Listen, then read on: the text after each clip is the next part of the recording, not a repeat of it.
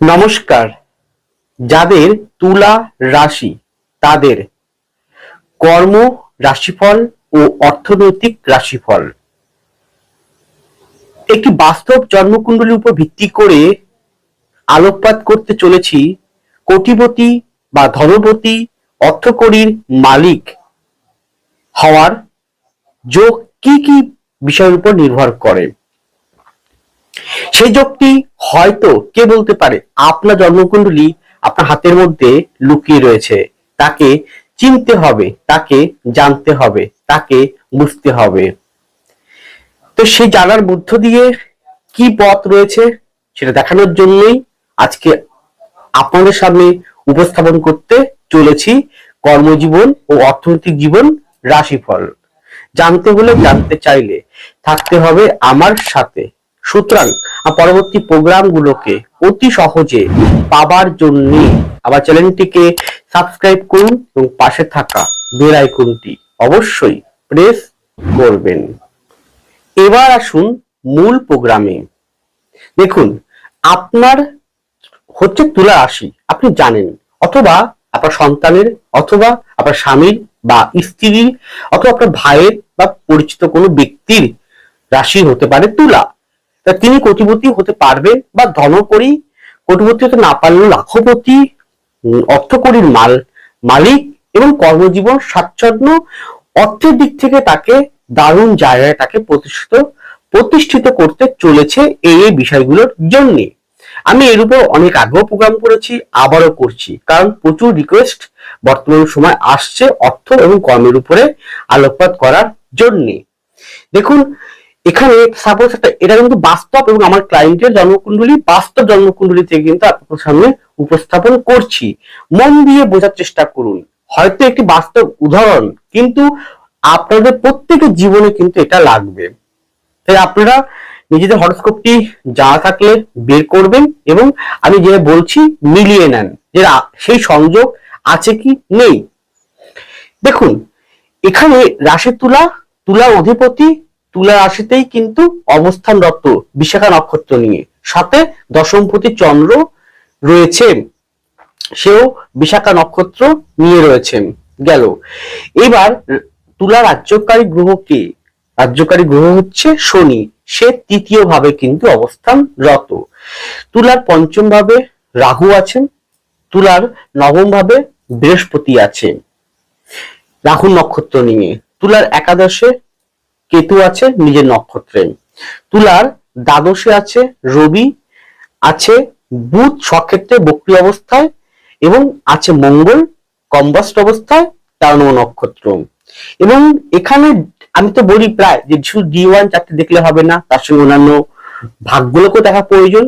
তো তার মধ্যে সবথেকে গুরুত্বপূর্ণ যেটা না দেখলে কখনোই কোনো জন্মকুণ্ডলী বা কোনো বিচার সম্পূর্ণ হয় না, সেটি হচ্ছে D9। তাহলে এই পরিপ্রেক্ষিতে D9টাও কিন্তু আমি এখানে বসিয়েছি। D9 এ দেখুন, একটা দেখে নিন যে রাহু আছে তুলার ঘরে, চন্দ্র আছে ধনুর ঘরে, বুধ আছে মকরের ঘরে, বৃহস্পতি আছে কুম্ভের ঘরে, কেতু আছে মেষের ঘরে, মঙ্গল আছে কোথায়? রবির সঙ্গে বৃষ রাশিতে, শুক্র আছে মিথুন রাশিতে, শনি আছে রবি সিংহের ঘরে। এটা হলো এই D1, এই চারটির নবাংশ। এবার কোটিপতি হওয়ার জন্য বা লাখপতি, ধনপতি এবং অর্থকরী দিক থেকে স্বাচ্ছন্দ্য জীবনযাপন করার জন্য যেমন একটি গ্রহ জন্মকুণ্ডলীর গ্রহ অবস্থান ভীষণ প্রয়োজন একটি মানুষের জীবনে, ঠিক তেমন সেই ব্যক্তিটিকেও সঠিকভাবে সঠিক পরিশ্রম, অর্থাবসা, সঠিক মার্গ, দিশা এবং অর্থাবসা, ডেডিকেশন, ডিসিপ্লিন মেনটেন করে তাকে চলতে হবে। হ্যাঁ, যারা দেখুন, আমি ছোট্ট একটা কথা বলি, আমরা মনুষ্য জীবনটা 3টে ভাগে বিভক্ত, 3 রকম প্রকার। কিরকম বলতো? 8 ঘন্টা, 12 ঘন্টা আর 16 ঘন্টা। এই 8 ঘন্টার মানুষ হচ্ছে যারা ওই স্বাচ্ছন্দ্য জীবনযাপন করবে, মানে ধরুন কোনোদিন ভাতের অভাব হবে না, অন্নের অভাব হবে না, কিন্তু বিশাল বড় কোটিপতি হতে পারছে না, আবার বিশাল বড় কিছু করতেও পারছে না, কিন্তু তাদের অভাব অনটন নেই, তারা দুমুঠো অন্ন দুমুঠো ভাত খেয়ে থাকতে পারছে। অর্থাৎ যারা 8 ঘন্টা ডিউটি করে, 8 ঘন্টার কাজ করে দিনে 24 ঘন্টার মধ্যে, তারা কিন্তু ভাতের অভাব হবে না, অন্নের অভাব হবে না, চলে যাবে, দিন চলে যাবে। কিন্তু বিলাসবহুল জীবনযাপন করতে পারবে না অতটা ভাবে। যারা 8 ঘন্টার বাইরে থেকে বেরিয়ে গিয়ে 12 ঘন্টা কাজ করবে, তারা স্বাচ্ছন্দ্য জীবনযাপন, তাদের গাড়ি বাড়ি হবে, তারা হয়তো কোটিপতি হতে গেল, এটা ধরুন লাখপতি। আর 12 ঘন্টা ডিউটি করলে যদি সঠিক ডিসিপ্লিন মেনটেন করে, পরিশ্রম করে, অধ্যবসায় করে যদি 12 ঘন্টা মানে কর্মের স্পিড বাড়িয়ে দেয়, এবং সেই কর্ম যদি 12 ঘন্টা করতে পারে এবং সঠিকভাবে, কিন্তু আপনি একটানা 12 ঘন্টা করে গেলেন। একটা কৃষক তো চাষ করে, সে 12 ঘন্টা কেন 16 ঘন্টা কাজ করে, কিন্তু দেখা যাচ্ছে সে কিন্তু কোটিপতি নয়। সে হ্যাঁ, তার কোনো অর্থের অভাব হয় না, দুমুঠো অন্ন উপার্জন করতে পারছে, কিন্তু তার মধ্যে সেই সঠিক পরিকল্পনা, সঠিক ডিসিপ্লিন, সঠিকভাবে পদক্ষেপ কি করা প্রয়োজন, কি প্ল্যানিং করা প্রয়োজন, সেটা তার মধ্যে কিন্তু নেই। তাহলে কি মেধাও বুদ্ধিও প্রয়োজন, কর্মের ক্ষেত্রে সঠিক পথ দেখাটা প্রয়োজন। তাহলে 8 ঘন্টার ক্ষেত্রে হয়তো সেটা আছে, কিন্তু সেই রকম ভাবে সে অ্যাপ্লাই করছে না। সে ভাবছে যে আমার 8 ঘন্টা কাজ করলেই, আমার দুমুঠো অন্ন উপার্জনের ব্যবস্থা হলেই, যাতে কোনো রকম কষ্ট দিন না যায়, আমি চলতে পারলেই হবে, সেটা 8 ঘন্টার মধ্যে পড়ছে। 12 ঘন্টা মানে সেটা আরো রিস্ক দিচ্ছে। সে হচ্ছে না, আমি আরেকটু ভালো হতে চাই, আর একটু বাড়ি ফ্ল্যাট থাকতে চাই, সে কোটিপতির আন্ডারে বা কোটিপতির মধ্যে সে পড়ছে, সেটা হচ্ছে 12 ঘন্টা। এবার সে কোটিপতির থেকেও বেশি আরবপতি সর্বোচ্চ, তা কিন্তু মারাত্মক। এটা খুব রিয়ার, 100-র মধ্যে 2% বা 3% ব্যক্তি থাকে, তা 16 ঘন্টা ডিউটি করে 24 ঘন্টার মধ্যে, এবং সঠিক পরিকল্পনা, সঠিক পদক্ষেপ, সঠিক ডিসিশন, সঠিক একটা পরিকল্পনা এবং তার জন্মকুণ্ডলী বিচারের মাধ্যম দিয়ে সে কি কর্ম করবে, কোন পথে যাবে, সেই পথটা দেখে সে কিন্তু 16 ঘন্টা ডিউটি করছে, এবং সে মনের মধ্যে জোশ এনার্জি সহকারে হার মানতে চায় না, কোনোদিন হার মানবেই না। হয়তো প্রতিকূলতা, বাধা প্রতিকূলতা, কষ্টময় জীবন তো আসছে, তবুও সে কিন্তু লড়াই করে যাচ্ছে, সে 16 ঘন্টা ডিউটি করছে। তাই সে আরবপতি মানে কোটিপতির উপরে আরবপতি সব হবে, সর্বোচ্চ স্থানে সে থাকবে। তাই আমাদের জীবনের, মনুষ্য জীবনে আমার আপনার সকলের এইরকম 3টে ভাগে কিন্তু বিভক্ত আছে। কেউ 8 ঘন্টা কাজ করে, কেউ 12 ঘন্টা করে, কেউ 16 ঘন্টা করে, ডিফারেন্ট হচ্ছে এখানটায়। এবার আসি সেই ধর্মপতি বা কোটিপতি হওয়ার জন্য কি কি দরকার। দেখুন, আমি প্রায় বলি যে তত্ত্বটা খুব ভালো করে বিচার করতে হয়। ভাবতে অবশ্যই কি কি সংযোগ থাকতে হবে একটি জন্মকুণ্ডলীর ভিতরে, ধনপতি, কোটিপতি, লাখপতি বা দারুণ জীবনযাপন করার ক্ষেত্রে। কারণ বর্তমান কলিযুগে আমরা যাই করি না কেন, সেই অর্থের পিছনে ছুটি, সেই অর্থের জন্যই আমরা কর্ম করে চলি। আমি তো অবশ্যই করি, কারণ আমরা জাগতিক প্রাণী, তো আমাদের তো অন্ন, বস্ত্র, বাসস্থান, টাকা পয়সা দরকার, বাঁচতেও দরকার। তো সেখানে দাঁড়িয়ে আপনারা বলবেন তো দ্বিতীয় ধাপ, দ্বিতীয় আর একাদশ, এইটা আপনারা জানেন, কিন্তু এই দুটোর আগে তো আপনাদের ভালো করে জানতে হবে 1, 5, 9 এই কোন কি কথা বলছে, মানে ভাগ আপনার দৈবস্থানটা কি কথা বলছে, এই দৈবস্থান কেমন রয়েছে আপনার জন্মকুণ্ডলিতে, সেটা কখনো দেখেছেন? কারণ দৈবের আশীর্বাদ, ঈশ্বর আশীর্বাদ বা পিতামাতা আশীর্বাদ, দৈব মানে পিতামাতা বর্তমান সময়ে, আশীর্বাদ গুরুদেব শিক্ষক মহাশয় আশীর্বাদ এবং ঈশ্বরের আশীর্বাদ, পূর্ব জন্মকৃত আশীর্বাদ না থাকলে কখনো সম্ভব নয়। এবার এই কোণের সাথে কেন্দ্রের সংযোগ দেখতে হবে, মানে আপনার কেন্দ্র মানে আপনার পরিশ্রম, আপনার অধ্যবসা, আপনার ডেডিকেশন, আপনার একাগ্রতা, আপনার লেগে থাকার ক্ষমতা, হার না মানার ক্ষমতা, অর্থাৎ সেটা হচ্ছে 4, 4, 7, 4, 7, 10, 4, 7, 10, 1 অবশ্যই এক, একটা এক হচ্ছে 1 নম্বর ঘর হচ্ছে কেন্দ্র হয়, কোন হয়, তাহলে 1, 4, 7, 10 এই দেখলেন। তাহলে এই কোণের সাথে কেন্দ্রের একটা সংযোগ থাকতে হবে, থাকতেই হবে, সে অবস্থানগত হোক, ক্ষেত্র বিনিময়গত হোক, অথবা এই 1, 5, 9 অধিপতি কেন্দ্রভাবে বসছে, কেন্দ্রভাবের অধিপতি 1, 5, 9 বসছে, এর সাথে সহকারী হচ্ছে 2 আর 11, এই দুটো সংযোগ হচ্ছে 2, 11 গেল। এই ভাবগুলো প্রথমে আপনাকে ভালো করে পর্যবেক্ষণ করতে হবে, এই ভাবগুলোর ভাষা বুঝতে হবে, ভাবগুলোর অধিপতি কোথায় বসে আছে, তাদেরকে তাদের ভাষা, গ্রহের ভাষা আপনাকে জানতে হবে, বুঝতে হবে। আমি সম্পূর্ণ কিন্তু বলছি অর্থকরীর উপরে আলোকপাত, কারণ প্রচুর মানুষের রিকোয়েস্ট এর উপরে কিন্তু এসছে। আমি বোঝানোর স্বরূপ কিন্তু একটা রাশি নিয়েছি। আপনার যেটাই হোক না কেন, আপনি দেখুন না একবার, ভালো করে দেখুন কি বলতে চাইছি। এইবার এই তো ভাব গেল, ভাবের সঙ্গে এর থেকেও বেশি হচ্ছে ইম্পর্টেন্স হচ্ছে তত্ত্ব। মানে আমরা তো 5টা তত্ত্বে ভিত্তি করি আমাদের এই জীবনটা তৈরি। এই তত্ত্বের মধ্যে অর্থকরী তত্ত্ব হচ্ছে প্রথম তত্ত্ব, যেটা হচ্ছে পৃথ্বী তত্ত্ব। পৃথ্বী, তারপর বায়ু। এই পৃথ্বী আর বায়ু যদি আপনার ভীষণ বলবান এবং অ্যাক্টিভ থাকে, ধরুন এই যে ভাবগুলো বললাম এর অধিপতি পৃথ্বী বায়ু তত্ত্বে অবস্থান করছেন, নিশ্চিত আপনি হবেন। হয়তো বিলম্ব হতে পারে, হয়তো দেরি হতে পারে, কিন্তু হবেন হবেন হবেন হবেন, যদি আপনার থাকে সেরকম কম্বিনেশন। পৃথ্বী বায়ু, এর সাথে সহকারী হচ্ছে অগ্নি। সহকারীকে অগ্নি, সহকারী হচ্ছে অগ্নি। তাহলে পৃথ্বী বায়ু অগ্নি, অগ্নি সহকারী থার্ড পার্সন, 1 নম্বর পৃথ্বী বায়ু বা এক, এই এক বায়ুকে এক ধরতে পারে বা পৃথ্বীকে এক ধরতে পারে, পৃথ্বী এক বায়ু এক, ধরুন এই পৃথ্বী বায়ু তার সঙ্গে অগ্নি, এই তিনটে দেখতে হবে কিরকম পজিশন রয়েছে, ভাবটা, রাশিটা, তত্ত্বটা।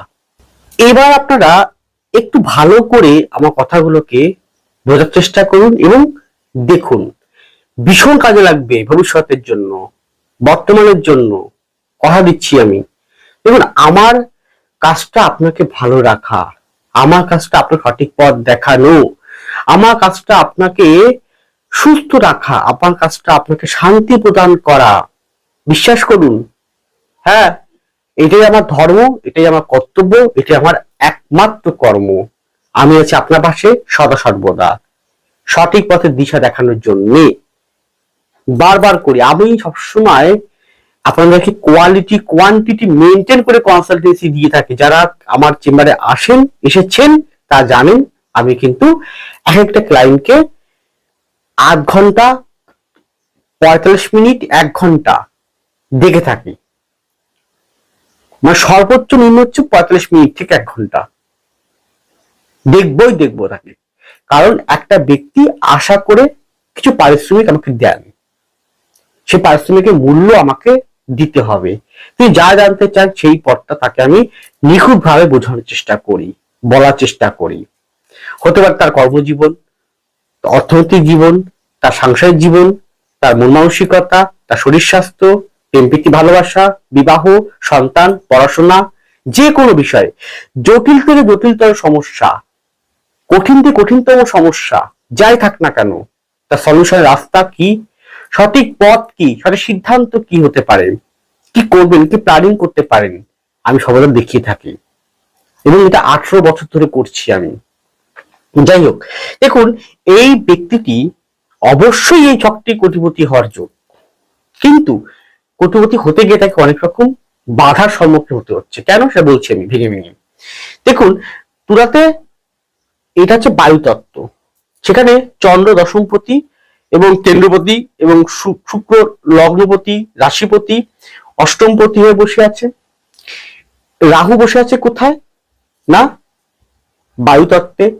এবার দেখুন, শুধু এই যে ভাব বললাম, তত্ত্ব বললাম, এর সঙ্গে গ্রহ দেখতে হবে।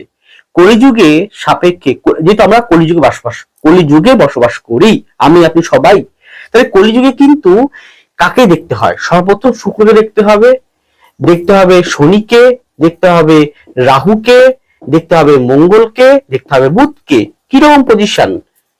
আর অনেকে বলবেন তো বৃহস্পতি তো অর্থের কারক গ্রহ না, বৃহস্পতি ডাইরেক্ট অর্থের কারক গ্রহ নয়, বৃহস্পতি হচ্ছে পরম শান্তির কারক গ্রহ, বৃহস্পতি পথ দেখানোর কারক গ্রহ।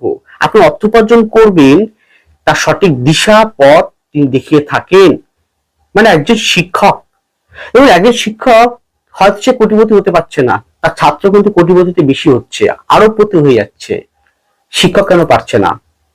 সেটা আপনাদের মত অনুযায়ী। আপনারা তো বলছেন যে বৃহস্পতি ডাইরেক্ট অর্থের কারক গ্রহ না, বৃহস্পতি ডাইরেক্ট অর্থের কারক গ্রহ নয়, ডাইরেক্ট অর্থের কারক গ্রহ হচ্ছে শুক্র, শনি, রাহু, মঙ্গল, বুধ। এবার বৃহস্পতি আপনাকে সে পথটা দেখাবে। তাই সেখানে দেখুন এই বায়ুতত্ত্বে চন্দ্র এবং শুক্র আছে 1 নম্বর, 5 নম্বরে রাহু আছে, নবম ভাবে বৃহস্পতি আছে, নবম ভাবে বৃহস্পতি আছে, তাই তো ভাগ্যস্থানে, গুরুস্থানে, ধর্মস্থানে রাহু নক্ষত্র রাহু দৃষ্টি পড়ছেন, আর বৃহস্পতি রাহু দৃষ্টি পড়ছে পঞ্চম ভাবে। এইবার এরা বলে যে এই যে দ্বাদশ ভাবে ব্যয় ভাবে রয়েছে রবি, বুধ বক্রী অবস্থায়, মঙ্গল কম্বাস্ট অবস্থায়, তাহলে ব্যয় হবে। কিন্তু এই ভাবটা দেখুন কি ভাব, এই ভাবটা হচ্ছে একটা পিতৃতত্ত্বের ভাব, তাই না? বুধের ভাব, কন্যার ভাব।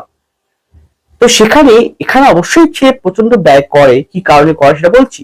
কারণ এই জাতকটার মধ্যে ডিসিশন মেকিংটা ভুল করে। এই জাতকটা ওই বলে না, আমি একটা জিনিস দ্রব্য যা শুক্রের পাওয়ারটা বেশি থাকবে, শুক্র রাহু মঙ্গলের পাওয়ার বেশি থাকবে, বা কোনো কারণে শুক্র রাহু মঙ্গল একটা বা বুধের নেগেটিভ কম্বিনেশন থাকবে, তারা একটু করবে জাগতিক মোহের প্রতি এতই অন্ধ হয়ে যাবে, তো একটা বাড়ি করবে বা একটা একটা বড় আইফোন কিনবে, হয়তো টাকা নেই পকেটে, তাহলে কি করবে? তাহলে হয় ধার করবে বা ইএমআই করবে, লোন করবে। তাহলে সে ধার করে হলেও ঘি খাবে। তাহলে কেন? কারণ রাশিতে চন্দ্র শুক্রের উপর রাহু দৃষ্ট একটা পড়ছে।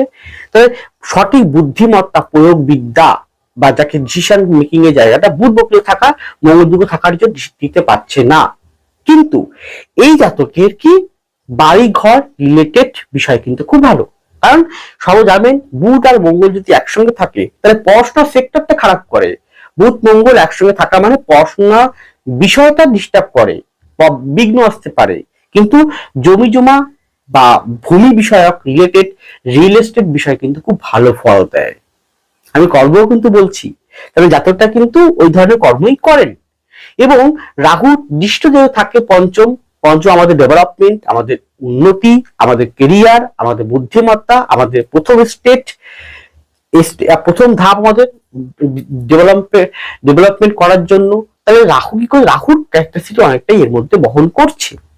কারণ রাহু অনেকটাই পরিচিত হচ্ছে, তাহলে তার সঙ্গে বোরকার, রিয়েল এস্টেট এই জাতীয় বিষয়টা ইনভলভ কর্মের সঙ্গে। তাহলে এ জাতকে যেহেতু শনিটা অগ্নিতত্ত্বে বসে আছে, যেহেতু একাদশ ভাবে কেতু বসে আছে, নবাংশে দেখুন সে শনি কোথায় বসে আছে, কোথায় সিংহের ঘরে, নবাংশে দেখুন রাহু কোথায় বসে আছে। দেখুন এবার তত্ত্ব যদি বিচার করেন তাহলে নবাংশে দেখুন রাহু রয়েছে বায়ুতত্ত্বে, চন্দ্র রয়েছে অগ্নিতত্ত্বে, বুধ রয়েছে, বলেছিলাম যে এই গ্রহগুলো, বুধ রয়েছে কোথায় না পৃথিবীতত্ত্বে, বৃহস্পতি দেখুন বায়ুতত্ত্বে, মঙ্গল আর রবি দেখুন পৃথিবীতত্ত্বে, শুক্র দেখুন বুধের ঘরে বায়ুতত্ত্বে। তাহলে কোটিপতি হতে কে বারণ করছে? কিন্তু বললাম যে এই ব্যক্তিটা কোটিপতি হতে গিয়ে তাকে প্রথম প্রচন্ড বাধার সম্মুখীন হতে হয়, তাকে হতে গিয়েও হতে পারছে না। হ্যাঁ, এখন সে হয়তো পেরেছে, পারবেও, সে আরো হতে পারবে। কিন্তু যে বললাম তার মোহ, কামনা বাসনা, ব্যয় করার টেন্ডেন্সি, প্রচুর ব্যয় করবে, এইটা কিনবো ওটা কিনবো, প্রচুর বন্ধুপ্রীতি, প্রচুর বন্ধুপ্রীতি, ডিসিশন মেকিং জায়গা, ভুল সিদ্ধান্তে, ভুল পদক্ষেপ, কি কর্ম, কোন কর্মটা করা উচিত, কোন পথে যাওয়া উচিত, সেই সিদ্ধান্ত নিতে পারছে না, সেই পথ খুঁজে পাচ্ছে না। তার ফলে সে কিন্তু ওই মাঝপথে গিয়ে হাবুডুবু খাচ্ছে। কিন্তু তার জন্মকুণ্ডলী পুরো পারফেক্ট করছে, জন্মকুণ্ডলী পুরো সাপোর্ট করছে তাকে কোটিপতি হতে। কিন্তু জন্মকুণ্ডলী সাপোর্ট করলে তো হবে না, নিজের ব্যক্তিগত কিছু ইচ্ছে, কিছু ডিসিশন, কিছু একাগ্রতা, কিছু কামনা, কিছু ইচ্ছে, জাগতিক মানে উঁচু লেভেলে পৌঁছানোর যে পরিশ্রম, ওই যে 16 ঘন্টার মতন, সেটা তো থাকতে হবেই। সেটা কিন্তু নেই। বন্ধু প্রীতি, ভ্রমণ করা, ঘুরে বেড়ানো, পড়াশোনার প্রতি অবহেলা, পড়াশোনা ঠিকভাবে না করা, এবং সে কিছুটা হলো এখন হয়তো ঠিক হয়েছে, কিন্তু একটা সময় সে প্রচন্ড নেশাগ্রস্ত বা ড্রাগের নেশাগ্রস্তর মতন প্রবলেম ছিল। কারণ শুক্রের উপরে কিন্তু রাহুদৃষ্ট একটা আছে, চন্দ্রের উপরে রাহুদৃষ্ট আছে, এবং বুধ মঙ্গল একসঙ্গে। তার ফলে কিন্তু প্রচুর টাকা ব্যয়, প্রচুর অর্থ ব্যয় হয়েছে। এখন সে হয়তো শনি যেহেতু সে শনি যেহেতু বৃহস্পতির ঘরে আছে, বৃহস্পতি দৃষ্টি আছে, সে বুঝতে পেরে, ভুল বুঝতে পেরে সঠিক পথে সে আসতে পেরেছে, এবং সে কিন্তু কোটিপতি হওয়ার পথে অগ্রগতি এবং প্রায় হয়ে গেছে বলতে গেলে, এবং হয়ে যাবেও, সে কিন্তু হয়ে যাবেও। কারণ তার জন্মকুণ্ডলী কিন্তু পারফেক্ট বিচার করছে। তাকে আমি সঠিক পথ দেখালাম, কি করবেন কি করবে না বলে দিলাম, সে কিন্তু প্রায় হওয়ার পথে, হয়ে যাবেও সে। তাহলে এই বায়ুতত্ত্ব, অগ্নিতত্ত্ব এবং পৃথিবীতত্ত্বকে ভীষণ দেখতে হয়। শুক্র, রাহু, মঙ্গলকে ভীষণ পর্যবেক্ষণ করতে হয়। আরো আছে বলছি, তার আগে বলি যে আপনিও হতে পারেন কোটিপতি, আপনিও হতে পারেন লাখপতি, আপনিও ধনপতি। তার জন্যই তো আমি আসছি আপনার শহরে, নিশ্চয়ই জানেন, জেনে গেছেন, আমি আসছি আপনার শহরে। হ্যাঁ, আপনাকে পথ দেখানোর জন্যে, আপনাকে কোটিপতি করানোর জন্যে, আপনাকে ধনপতি করার জন্যে, আপনাকে সুখে রাখার জন্যে, আপনার সমস্যা, যে কোনো সমস্যা, যত কঠিন সমস্যা হোক না কেন, সলিউশন করার জন্যে আমাকে পাবেন প্রতি মাসে একবার করে, প্রতি মাসে একবার করে উত্তরবঙ্গের উত্তরবঙ্গের জলপাইগুড়ি এবং মালদা চেম্বারে। তাহলে আগস্ট মাসের জন্য জলপাইগুড়ি চেম্বার পাবেন 23 তারিখে, নিশ্চয়ই স্ক্রিনে দেখে নিয়েছেন ডেটটা। জলপাইগুড়ি চেম্বারে পাবেন 23 তারিখে। 25শে আগস্ট আমাকে পাবেন মালদা চেম্বারে। যারা জলপাইগুড়ি আশেপাশের জেলায় আছেন, আশেপাশের জায়গায় আছে, আসতে পারবেন, অবশ্যই যোগাযোগ করবেন। যারা মালদায় আছেন, মালদা আশেপাশের জেলা, আশেপাশের অঞ্চল, যারা আসতে পারবেন, অবশ্যই যোগাযোগ করবেন।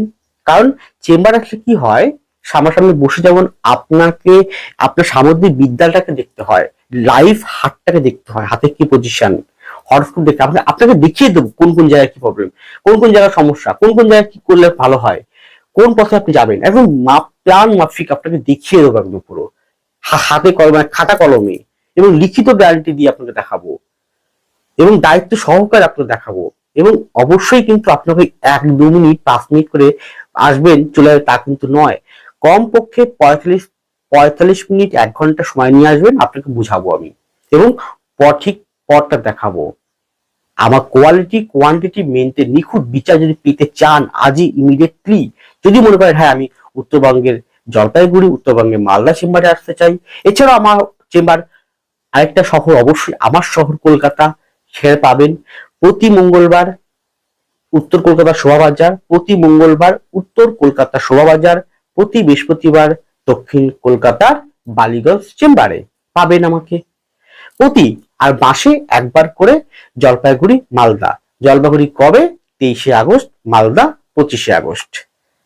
আসন সংখ্যা সত্যি সীমিত, আমি খুব ক্লায়েন্ট দেখবো না, খুব বড় যে 5 জনকে দেখবো, কিন্তু ভালো করে দেখবো, নিখুঁত বিচার করে দেখবো, সময় দিয়ে দেখবো তাকে আমি।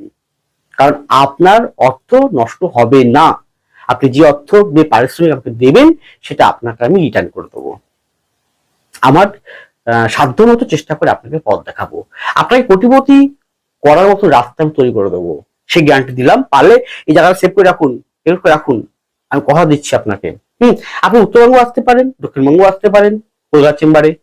তো এইরকম কম্বিনেশন, যেমন নবাংশে দেখুন, এই যে বললাম প্রত্যেকটা কিন্তু পৃথ্বী অগ্নি, পৃথ্বী অগ্নি বায়ু মধ্যে রিলেটেড, এবং প্রত্যেকটাই কিন্তু এই 1-5-9, 2-11 এবং 1-4-7-10 কম্বিনেশন কিন্তু এই হরস্কোপের মধ্যে কিন্তু রয়েছে।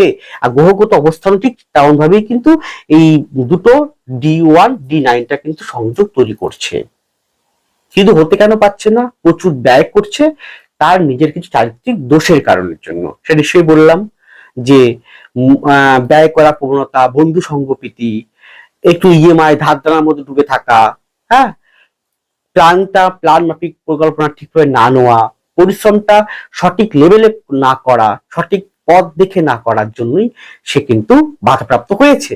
এখন সে কিন্তু প্রায় হওয়ার পথে হয়ে যাবেও, সে প্রায় হয়ে গেছেও বলতে গেলে সে কিন্তু। এবার একাদশে যেহেতু কেতু আছে, তাকে খুব বাধা প্রতিকূলতা, একাদশ মানে অর্থ আসবে, সেখানে দাঁড়িয়ে কিছু ভুলভাল ব্যক্তিত্ব তার জীবনে প্রবেশ করে গেছে, চিটিংবাজ ব্যক্তিত্ব, তার জন্য তার অর্থ প্রচুর ব্যয় হয়েছে। এবং এই জাতকটার যেহেতু নবমে যেহেতু বৃহস্পতি আছে, প্রচুর দান ধ্যান, প্রচুর সেবা করা মানসিকতা, অন্য বিপদে ঝাঁপিয়ে পড়া, বৃহস্পতি শনি একভাবে দৃষ্টি করছে, তাহলে কি হলো, সে নিজের গাঠের টাকা দিয়ে, নিজের পকেটের টাকা দিয়ে অন্যকে সেবা করা, সে সেবা করতেই পারে, দুস্থ অসহায় সেবা করতেই পারে, আমি তো বলবো করুক, প্রতি মুহূর্তে করুক, কিন্তু ফেক ধারী নয়, ফেক বা পিপল যারা খারাপ চরিত্রের, যারা সুযোগ সন্ধানী, স্বার্থবাদী, তাদেরকে নয়, যারা প্রকৃতি অসহায়, দুস্থ, খেতে পারে না, সত্যি সাহায্যের দরকার, তাদের করুন আপনি, এতে পূর্ণ অর্জন করবেন, গ্রহগত অবস্থান আরো ভালো হবে। তো বন্ধু সঙ্গ প্রীতি এবং ওই কামনা বাসনা কিছু এই জায়গাগুলোর জন্য সঠিক সিদ্ধান্তের জন্য বাধাগ্রস্ত হয়েছে, এখন সেটা আস্তে আস্তে কাটছে এবং সে কেটেও যাবে এবং পুরোপুরি রোল প্লে করতে তার জীবনে আসবে। শনির প্রভাবটা পুরোপুরি ধরতে হবে কাল নিয়ম অনুযায়ী। বিলম্ব হবে, এই হরস্কোপ কিন্তু বিলম্বিত কোটিপতি এবং আরবপতি হওয়ার মতো যোগ আছে, সেটা বিলম্বিত। শনি যেহেতু বিলম্বিত ফল এখানে দেবে, কার্যকারী গ্রহ। ঠিক তেমন ভাবে আপনি যদি কোটিপতি হতে চান বা না মোটামুটি লাখপতি হতে চান, ধনপতি হতে চান, কি কর্ম করবেন, কোন পথে যাবেন, তাহলে অবশ্যই যোগাযোগ করে আজই বুকিং করুন। আমি আছি আপনার পাশে সদা সর্বদা, আপনার যে রাশি হোক, যে লগ্ন হোক, যে সমস্যা হোক। যাই হোক, সকলে ভালো থাকুন, সুস্থ থাকুন, এগিয়ে চলুন। নমস্কার, জয় মা তারা।